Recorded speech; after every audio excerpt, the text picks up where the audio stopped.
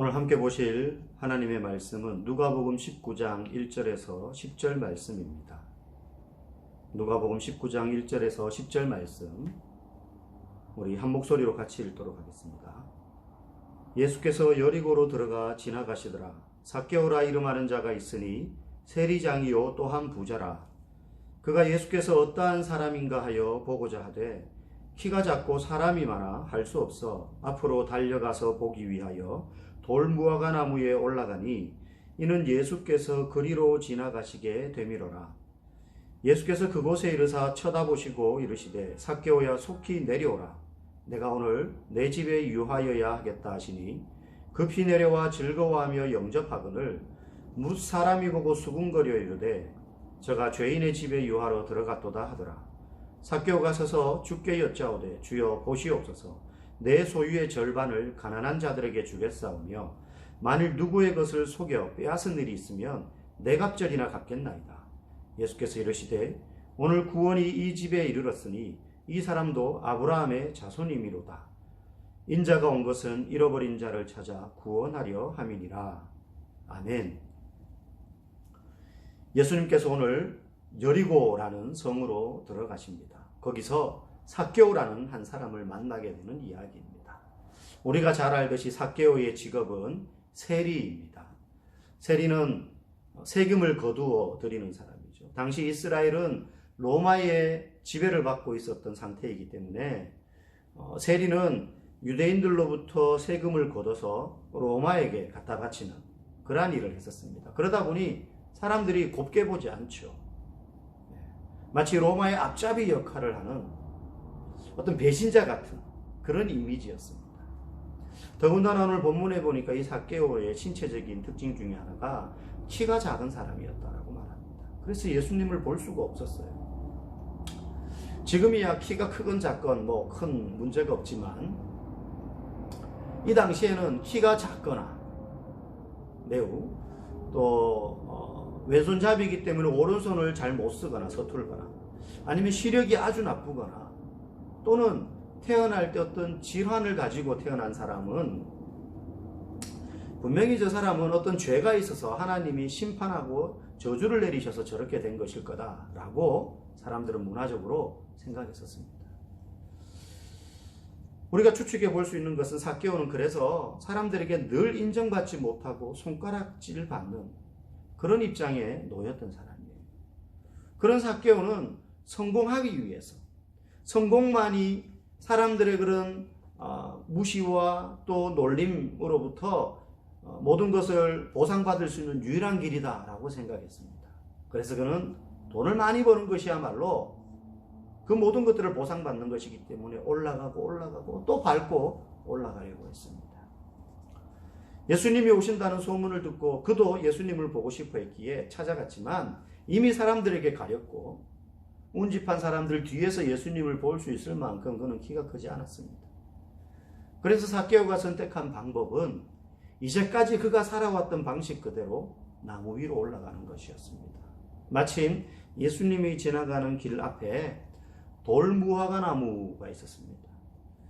돌무화과 나무는 무화과 열매를 맺는 나무는 아닙니다. 비슷한 열매를 맺습니다. 그런데 사실은 뽕나무예요. 돌무화과 열매와 비슷한 열매를 맺는 뽕나무가 바로 돌무화과 나무입니다. 그래서 옛날 우리가 읽었던 개역 한글 성경에 보면 이 부분을 뽕나무라고 번역하고 있습니다. 뭐 둘 다 다르진 않습니다. 그래서 옛날 아이들 부르던 찬양에 보면 엉금엉금 뽕나무 위에 키 작은 삭개오라는 찬양도 있죠.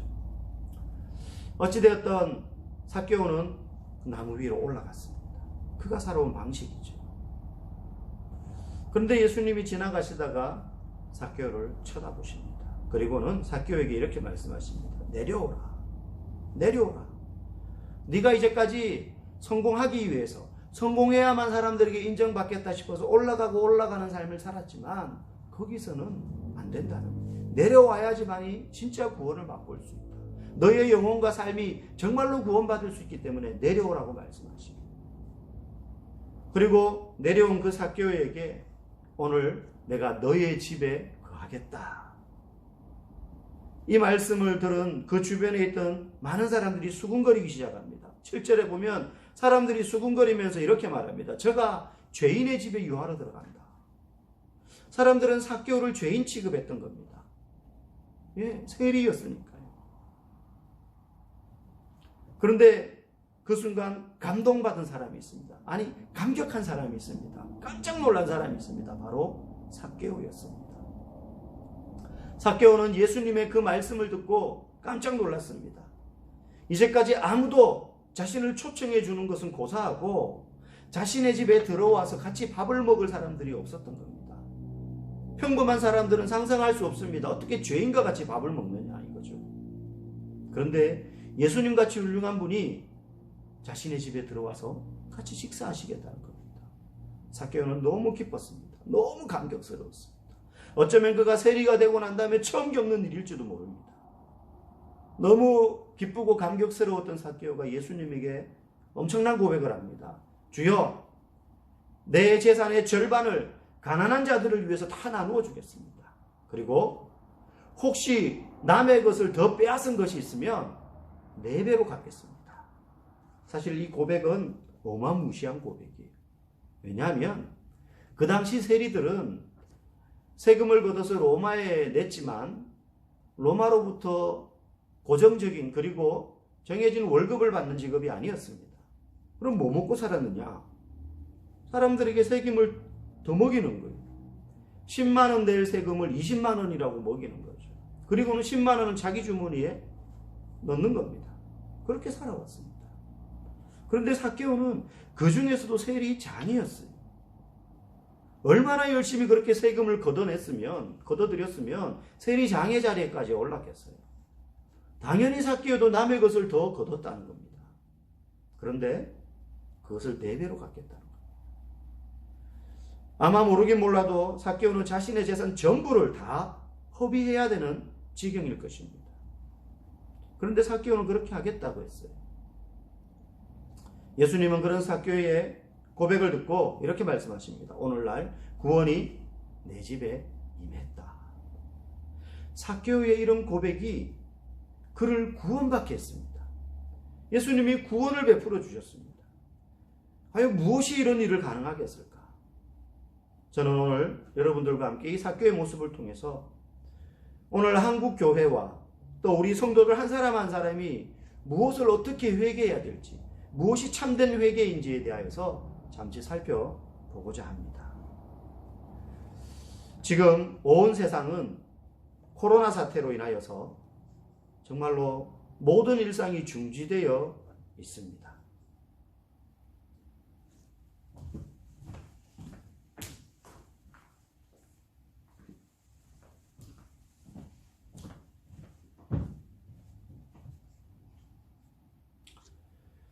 잠잠해지고 일찍 이 사태를 조기 종식시킬 수 있었지만 31번 환자를 시작으로 폭발적으로 환자가 늘어나고 지금은 어느 정도 잡아가는 추세이지만 많은 어려움을 겪고 있습니다.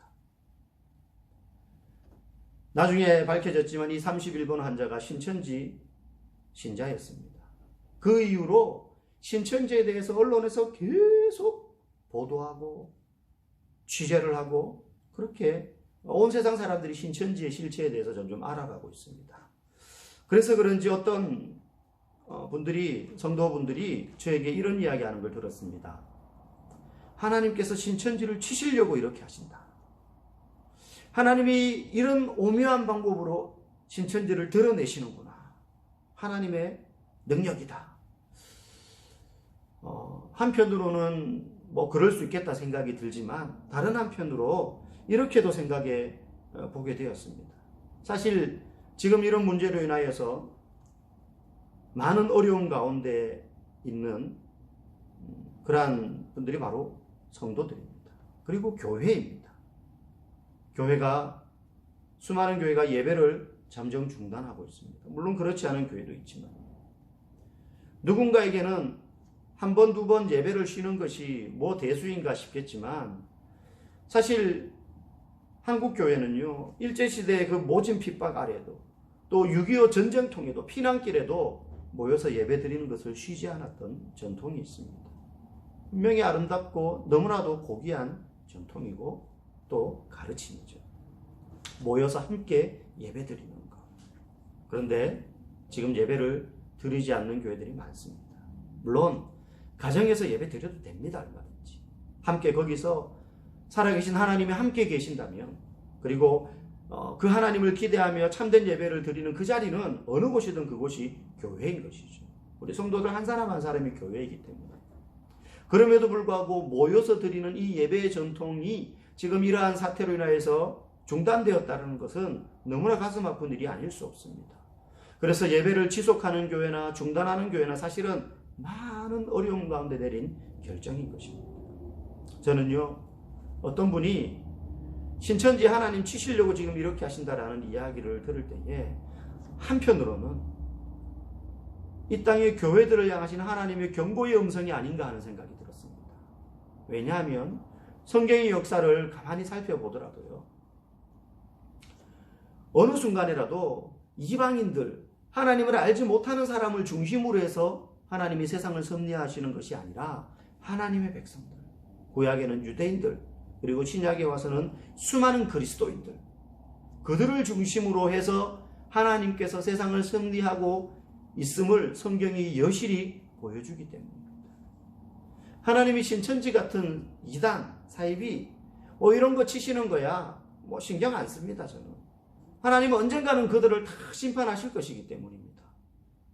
그런데 하나님의 관심은 신천지에 있는 것이 아니라 오늘날 이 땅의 교회들에 있는 줄 믿습니다. 여러분,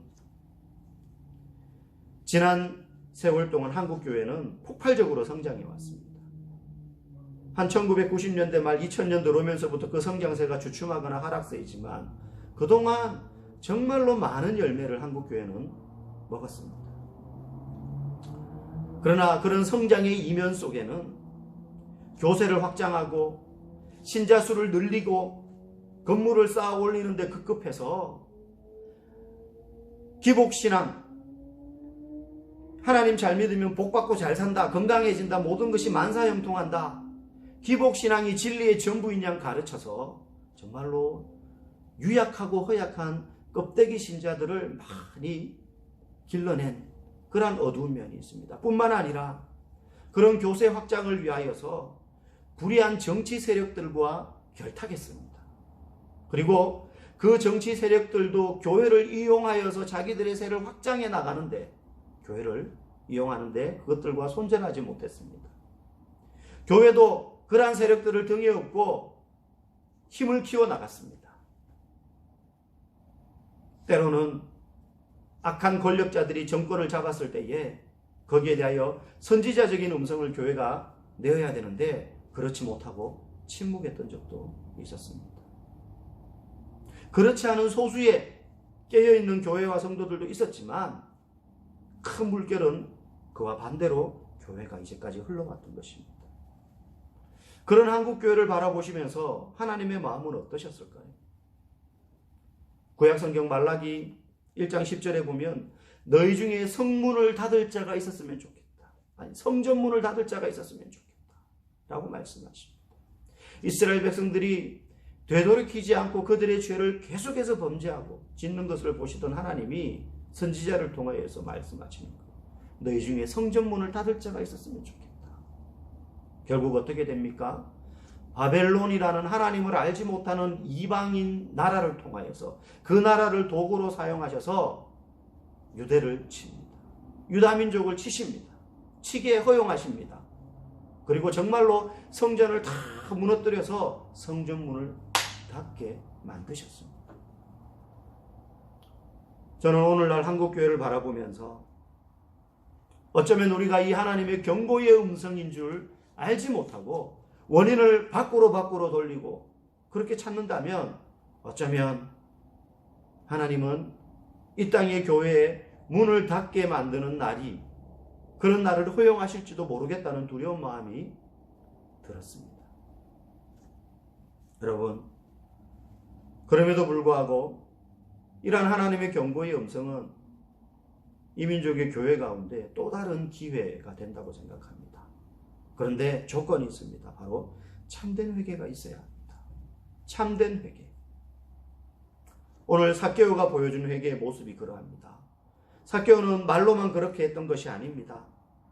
삭개오는 자신이 우상으로 여겼던, 자신의 존재의 전부라고 생각했던, 이것만이 내 인생을 증명하고 내 삶을 보상받을 수 있는 것이더라고 생각했던 돈을 다 내어놓기로 했습니다. 아니, 그냥 버리는 것이 아니라 하나님이 기뻐하시는 방식대로 그것들을 가난한 자들에게 나눠주고, 자신이 돈을 얻기 위하여 부당하게 지었던 죄들을 갚기 위해서 4배로 그것들을 보상하겠다고 이야기했던 것입니다. 오늘날 한국교회가 불의한 자들과 단절하지 않고 그런 권력자들을 힘입어서 교회의 힘을 키우려고 했던 그런 시도들을 다 끊어버리게 되어야 됩니다. 만약에 그렇지 못한다면 성경에 나왔던 하나님의 그 유다민족과 교회를 향하여서 엄중하게 내리신 그 경고의 음성이 어쩌면 우리의 눈으로 직접 보게 될지도 모르겠습니다. 참된 회개는요, 소리내어 눈물을 흘리면서 부르짖는다고 되는 것이 아닙니다. 참된 회개는 우리의 삶으로 돌이켜야 됩니다. 우리의 삶을 바꾸어야 됩니다. 우리의 마음속에서부터 갱신이 일어나야 됩니다. 매일매일 이 갱신이 일어나야 됩니다. 매일 내가 어떻게 하면 빛이 되고 소금이 될까? 어떻게 하면 짠맛을 잃어버리지 않을까? 그저 내 삶에 이런 어려움과 고난과 힘든 일이 있는데 이걸 어떻게 하면 주님이 주신 은혜로 해결되고 복받고 살 수 있을까가 아니라, 내가 정말로 소금으로 살지 못했다면, 빛으로 살지 못했다면 어떻게 하면 소금이 되고 빛이 될 수 있을까를 고민하면서 실제로 그러한 삶으로 되돌이킬 때, 그것이 참된 회개가 되는 것입니다. 오늘날 한켠에서는 신천지나 개신교회나 똑같다, 믿지 않는 자들이 볼 때는 다르지 않다는 겁니다. 너무 이기적이고 자신들만 알고 모여서 복 달라고만 하지, 정말로 세상을 위해서 무엇을 해야 되는지 그 책임을 감당하지 못하는 교회들을 보니 신천지와 다를 바 없다. 물론 교회의 전부를 그렇게 보지는 않습니다. 그런 분들 중에서도 일부 훌륭한 교회와 목회자들을 제외하고는 다 그래, 이렇게 이야기들 많이들 하십니다. 제가 만나본 분들도 그렇게 말합니다. 여러분, 그러나 신천지나 개신교회나 똑같아. 복받고 잘 사는 것만이 신앙의 목적이 되어버린 한국교회는, 여러분, 이 말이요, 우리 안에 자성의 목소리가 아니라 교회 밖에 있는 사람들이 이야기하는 겁니다. 자기들이 볼 때도 한국교회는 그저 병 낫고 잘 살고 건강해지고 그걸 목적으로 교회 나가는 사람들이 굉장히 유치해 보이고 수준 낮아 보인다는 겁니다. 세상을 위해서 우리가 어떻게 살까를 고민하지 않고 자신의 필요를 채우기 위해서만 교회를 나가는 모습처럼 보인다는 거예요. 그게 신천지랑 뭐가 다르냐는 겁니다. 여러분, 참된 회개는 우리의 삶을 되돌이키는 데 있습니다. 저는 이러한 상황들을 보면서 정말로 하나님이 한국교회에 주시는 준엄한 경고의 음성으로 듣고 있습니다. 우리가 겸손히 회개해야 됩니다. 왜냐하면 참된 회개야말로 참된 부흥을 이끌어내기 때문입니다. 미스바에 모였던 이스라엘 백성들이 그들의 죄를 고백하며 사무엘 선지자를 필두로 하여서 모두가 무릎을 꿇었을 때 하나님이 엄청난 은혜를 베풀어 주신 것을 봅니다. 100여 년도 더 된 옛날에 1903년 원산에서 대부흥운동이 일어나고 4년 뒤 1907년 평양 대부흥운동이 일어난 것을 우리가 역사적으로 확인할 수 있습니다. 그런데 그 부흥운동의 시발점이 어디였느냐?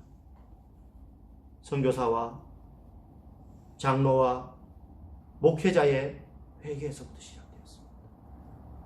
교회의 리더들이 회개하고 온 성도들이 회개하기 시작했습니다. 그저 두리뭉실하게 했던 것이 아닙니다. 재정 담당하는 장로가 헌금을 개인적으로 착복하고 성도들 몰래 두 집 살림을 하고 선교사이면서 조선 사람들을 업신여기고 깔보았던 마음들, 그것들을 공개적으로 꺼내놓고 회개할 때 그들의 삶이 돌이키게 되었고 놀라운 부흥이 일어나게 되었던 것입니다. 오늘날 우리가 민족의 죄를 위하여서 교회가 책임을 지고 회개해야 됩니다. 교회의 잘못된 관행들을 두고 회개해야 됩니다. 구체적으로. 특별히 가정에서 남편은 아내에 대하여 먹었던 악한 마음, 아내는 남편에 대하여 부모 자식 간에 먹었던 악한 마음, 그 모든 것들을 구체적으로 되돌이켜야 됩니다. 그렇게 회개할 때, 참된 회개가 있을 때 가정에 참된 부흥이 일어나고 교회에 참된 부흥이 일어나게 되는 줄 믿습니다. 위기는 곧 기회라고 말합니다. 저와 여러분들이 정말로 가슴에 눈물을 흘리면서 하나님, 이 땅의 교회가 그간 지어왔던 감당하지 못했던 빛의 사명, 소금의 사명 감당하겠습니다. 세상을 위하여 무엇을 할 것인가를 고민하겠습니다. 그런 참된 회개로 인하여서 우리의 가정이, 우리의 교회가, 우리의 내면이 참된 부흥으로 다시 일어서는 놀라운 은혜가 저와 여러분 가운데 있기를 주님의 이름으로 간절히 축복합니다.